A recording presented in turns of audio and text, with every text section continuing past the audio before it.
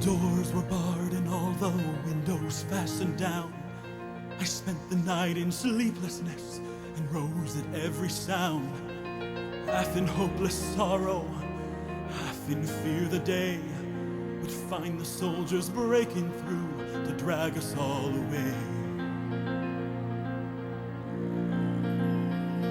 Then just before the sunrise, I heard something at the wall.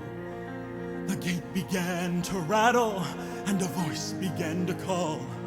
I hurried to the window, looked down into the street, expecting swords and torches and the sound of soldiers' feet.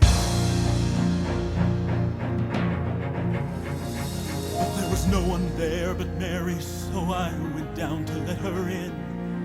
John stood there beside me as she told me where she'd been. She said they've moved him in the night and none of us knows where. The stone's been rolled away and now his body isn't there.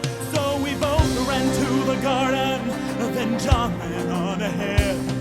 We found the stone an empty tomb, just the way that Mary said. But the binding sheet they'd wrapped him in was just an empty shell.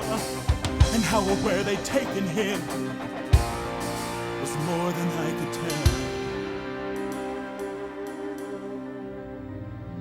Oh, something strange had happened there, just what I did not know.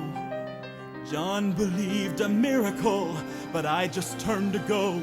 Circumstance and speculation couldn't lift me very high, 'cause I'd seen them crucify him, and then I saw him die. Back inside the house again, the guilt and anguish came. Everything I'd promised him just added to my shame. When at last it came to choices, I denied I knew his name. And even if he was alive, it could never be the same.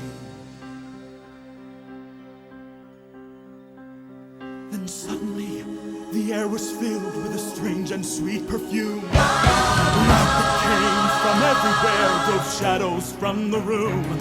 Then Jesus stood before me with his arms held open wide. And I fell down on my knees and I just clung to him and cried.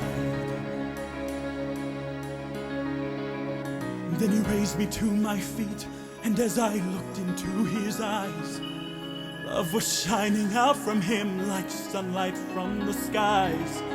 Guilt and my confusion disappeared in sweet release, and every fear I'd ever had just melted into peace.